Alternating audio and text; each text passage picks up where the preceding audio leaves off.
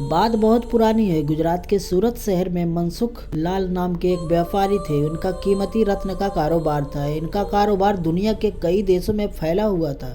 पूरे सूरत शहर में इनका मान और सम्मान था। मनसुख लाल के दो बेटे थे जिनका नाम रामलाल और श्यामलाल था। रामलाल को दौलत और रुतबे का बहुत घमंड था, जबकि श्यामलाल एक शरीफ और सुलझा हुआ इंसान था। घमंड के साथ साथ रामलाल में ईर्ष्या और बेईमानी जैसे अवगुण भी थे। समय के साथ साथ मनसुख लाल की उम्र बढ़ती जा रही थी।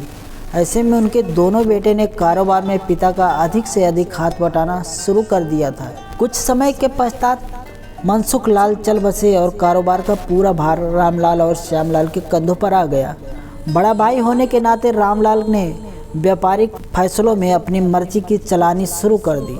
रामलाल बेईमानी और मक्कारी भरे फैसले लेने लगा। असली रत्न के नाम पर वह नकली रत्न का व्यापार करने लगा, जिससे उसका मुनाफा बढ़ने लगा। इस मुनाफे से उसका बाकी बचा चरित्र भी काला हो गया। दौलत के घमंड में वह परिवार में उन्मादी जैसा व्यवहार करने लगा। दूसरी तरफ शरीफ और सुलझे हुए श्यामलाल को शुरू में रामलाल की बेईमानी का इल्म तो नहीं हुआ, परंतु जब उसके व्यापार में परिवर्तन देखा तो पूरे माजरे को समझने में उसे देर नहीं लगी। रामलाल की करतूतों से श्यामलाल को बड़ा दुख हुआ। उसने रामलाल को समझाने और सही रास्ते पर लाने की कोशिश भी की, परंतु वह नाकाम रहा। उल्टे रामलाल श्यामलाल से खफा हो गया और व्यापार में बंटवारे का बहाना ढूंढने लगा। बंटवारे में भी उसने बेईमानी की साजिश रची, घर में कलह का माहौल पैदा किया। अतः रामलाल अपनी साजिश में सफल रहा और श्यामलाल के हिस्से के व्यापार पर भी वह कब्जा कर बैठा। रामलाल के व्यापार से दुखी होकर श्यामलाल ने शहर में दूसरी जगह अपना ठिकाना बनाया और रत्न के अपने व्यापार को नए सिरे से शुरू किया। ईमानदारी की नींव पर शुरू हुआ श्यामलाल का व्यापार जल्द ही चल निकला। एक तरफ जहां श्यामलाल की ख्याति देश और विदेश में बढ़ने लगी, वहीं दूसरी तरफ रामलाल की करतूतों की पोल खुलने लगी थी। नकली रत्न के व्यापार के कारण रत्न बाजार में रामलाल की साख को जोरदार धक्का लगा और उसके व्यापार का दायरा सिमटने लगा। अंततः नौबत यहाँ तक आ गई कि बाहर क्या अपने शहर का भी कोई व्यापारी रामलाल का नाम लेने से तौबा करने लगा।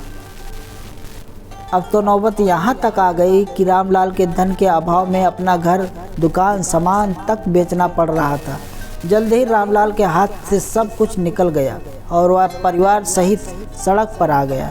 अब रामलाल को अपने किए पर पछतावा हो रहा था, परंतु उसकी तकदीर ने जो खेल खेल दिया था, उससे आसानी से पीछे आना उसके लिए संभव नहीं था। दूसरी तरफ श्यामलाल की तकदीर का खेल था, जिसकी बदौलत वह रंग से राजा बन गया था।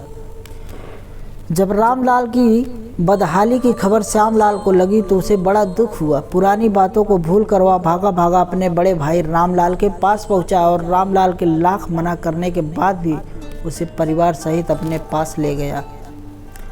यह भी तकदीर का ही खेल था कि जिस भाई के साथ रामलाल ने बदसलूकी कर उसे सड़क पर पहुंचा दिया था, वही भाई आज उसे सड़क से उठाकर अपने घर ले आया था।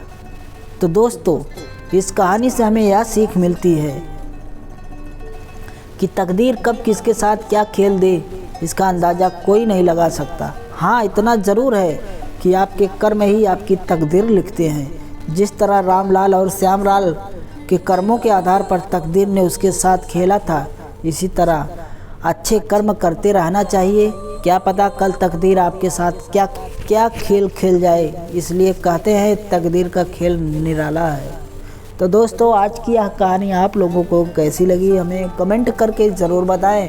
और भी ऐसा ही कहानी देखने के लिए हमारे चैनल को यार सब्सक्राइब कर ले, बेल आइकन को दबा लें। फिर मिलते हैं एक दूसरे वीडियो में, तब तक के लिए ओके बाय। जय हिंद, जय भारत।